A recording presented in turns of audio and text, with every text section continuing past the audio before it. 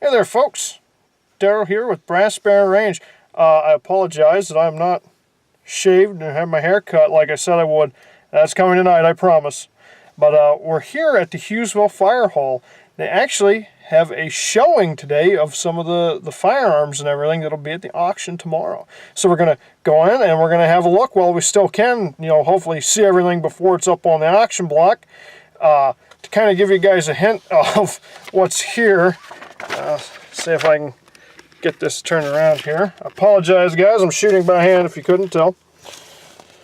I have 28 pages, 14 pages, two-sided like this, of lots in this auction, 400 of which are at least are guns.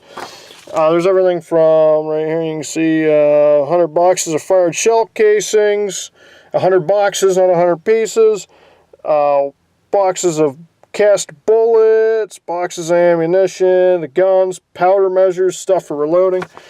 So, all kinds of cool stuff today. We're going to go in and have a look. See you inside. The first firearms that we're looking at today, folks, is SMLE British Enfields from World War II. These are often regarded as one of the best bolt-action designs of the era due to their internal 10-round capacity, where other bolt actions only had 5. Their great accuracy, their slick bolt action, and their powerful 303 British chambering. And here, folks, we have a very interesting rifle. This is a 1917 Enfield, also known as an Eddystone.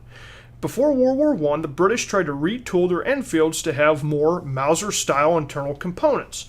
They didn't make the rifle in time, so the Americans picked up the design, rechambered it in .30-06, and decided to put it to work for themselves, giving us the 1917 Enfield. And here, folks, we have a very interesting yet short-lived U.S. bolt-action rifle. This is the Krag-Jorgensen, also known as the Springfield Model 1892 through 99. This is chambered in .30-40 Krag, the precursor to the .30-06. This very interesting rifle design had a box magazine on the side of it that could be easily loaded and topped off without opening the bolt, meaning you did not have to eject a cartridge before loading more in, if you still had rounds in the firearm. And here, folks, we have a Colombian-produced Mauser-designed rifle rechambered in .30-06. Many countries copied the Mauser design due to its unique controlled round feed feature. This round feed feature is still the preferred action type for dangerous game hunters that need to ensure their firearms will work every time when they're in the field. And this, folks, is a Type 38 Arisaka. They're awfully cheap and not very popular due to misconceptions about the weakness of their design, though this is far from the truth.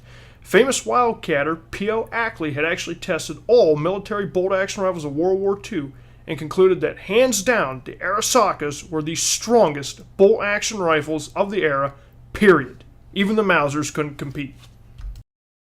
And here we have a beautiful H&R Buffalo Classic single-shot chambered in .45-70. These were relatively cheaply priced rifles when they first came out, though very well designed and fitted with Williams, Peep, and Globe sights.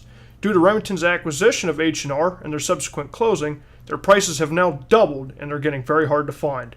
I was very happy to see this one at the auction. And here we have a beautiful Russian-manufactured SKS rifle. This is the follower to Russia's current military combat rifle, the AK-47.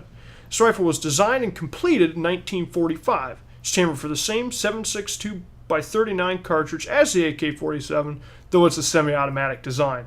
One excellent rifle. And here's another fantastic rifle. This is a Winchester Model 1873 chambered in .32 Winchester centerfire.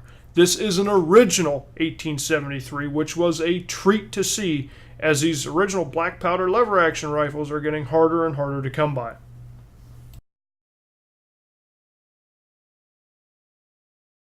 Moving into handguns quick, this is a High Standard Supermatic. Now, High Standard was well known for making very accurate 22 target pistols. This particular model is the only 22 target pistol manufactured by Americans that won a gold medal in the Olympics. Very nice find. This cute little fella here is a Stevens favorite. Now, this particular one is chambered in .22 long rifle. It's a falling block design with a Vernier style peep sight and a globe style front sight.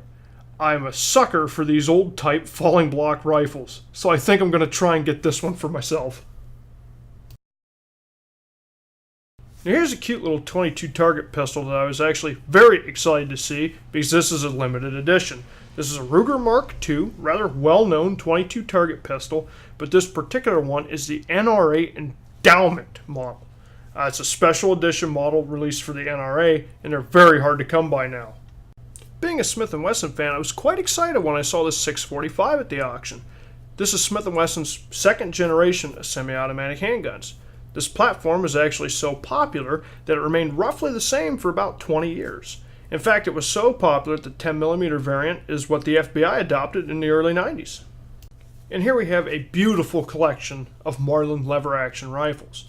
Now, most people prefer Winchester lever-action rifles due to them being the first lever-action rifles to fire a centerfire cartridge. Marlin still made history, however, being the first lever-action to fire large-bore cartridges such as the 4570. Being a big cartridge guy, I prefer Marlin.